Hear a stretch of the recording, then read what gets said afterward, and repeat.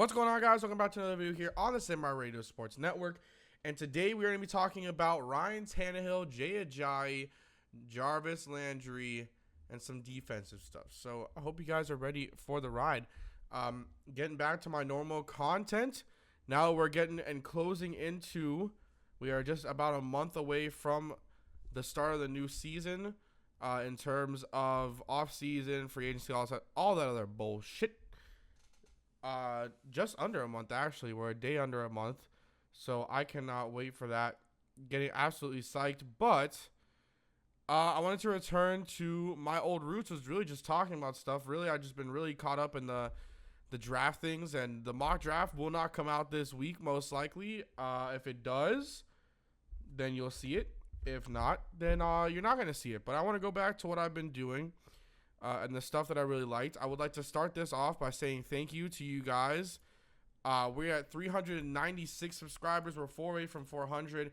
And to those of you who are recently on my channel, I hit 100 subs on January. I believe it was like January 4th.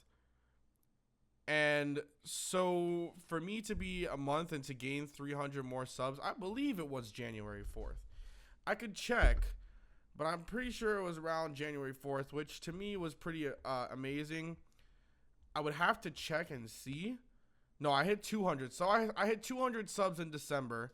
I don't know why I was thinking about 100. I had 200 subs on December 19th, and I was super psyched. And to grow that 200, I was at 29,000 views. And now I believe, I go to my dashboard, I'm at 64,000. So to grow that 30,000-ish and to grow 196, potentially 200 subs is a great feeling to me. I'm really, really happy about that. But let's get into the video. So we're going to be talking about Ryan Tannehill majority of the time. So a lot of people are worried about Ryan Tannehill and the fact that he may or may not be in good shape.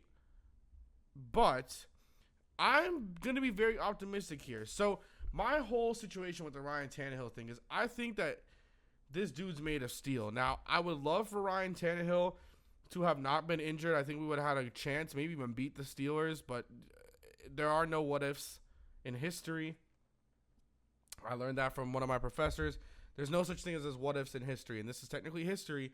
There is no what-ifs.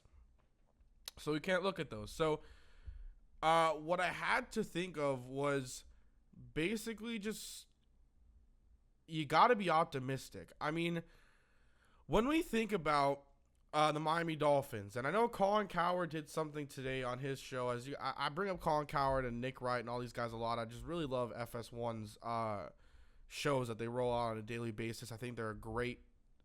After Speak for Yourself, I think they're shit. But from Undisputed to Speak to Yourself, I think they're pretty good. But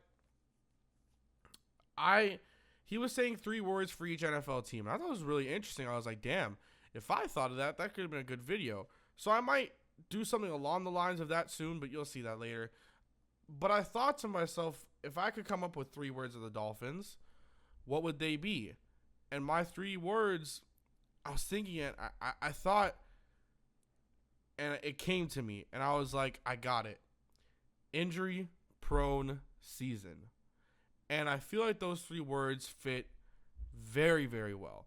We went from being really great contenders, and our running game was finally starting to get going. Mike Pouncey was still playing at a Pro Bowl level. I mean, I think if he played the rest of the year, he probably would have made it. And Jay Ajayi was running rampant. Tannehill was playing great. I mean, it doesn't really show in the numbers. I believe he had 19 touchdowns, 13 interceptions. He had the best QBR of his career with, I think, a 93.6, I believe. And it doesn't show in the numbers, but Tannehill was having a great year. He was. And despite, the meme of the bad pass he had against Arizona, all this stuff, Tannehill was having a really good year. As soon as this team clicked, especially the offense, once it started getting to go, they were a very good offense. They were able to throw the ball down the field. Everything was clicking for them, which is what I thought meant the most, which was that everything was clicking. And really what it came down to was the defense. It was just not working. So I go into the season with optimism for Tannehill. And when I look about the 2016 season, I think just injury-prone season. You know, Pouncey goes down. Albert goes down for a couple games. You had Mr. Tunsil down for a game. You had Tannehill out for the last couple games of the season. Devontae missed a couple games. Jarvis and Kenny were dealing with injuries. Sue was dealing with injuries a little bit. Cam Wake was coming off one. Deion Jordan was getting injured a lot. Both Xavier Howard and Byron Maxwell were dealing with injuries. I mean, it was an injury-prone season, and I think if they can come back at least a little healthier, obviously they have to build up that linebacker core.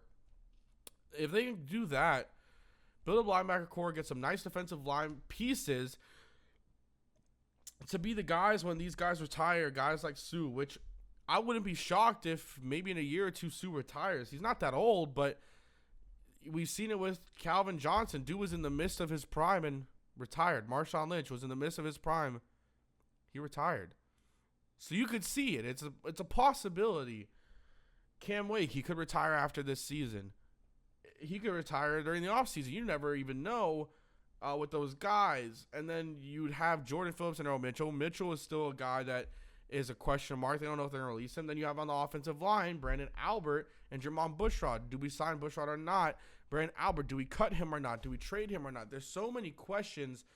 And I think that we're going to start getting those questions answered now that I guess you could say people getting released have started to come forward. I think that we're going to start getting answers. So we'll see.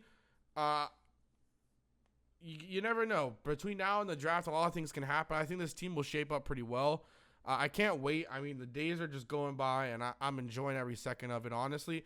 So we'll see what happens. But I hope you guys liked this video. It was really just me going through things about the Dolphins season. Yeah, that's pretty much it. I like going back to these videos where I'm just kind of sitting in front of my monitor and just talking into my microphone. I like that. I like the interactive stuff. I like all this a lot. I really do. And I love making YouTube videos. I mean, I have a very, I guess, a small subscriber community that I have under this channel. But for those of you, like I say this in almost every video. For those of you who always criticize me, for those of you who don't criticize me and give me a lot of support, I enjoy it. Very nice. Hopefully you guys enjoy it as well. So hope you guys enjoyed this video, but I'll see you guys next time. Make sure you like the video. Make sure you subscribe to the channel. And until next time, peace.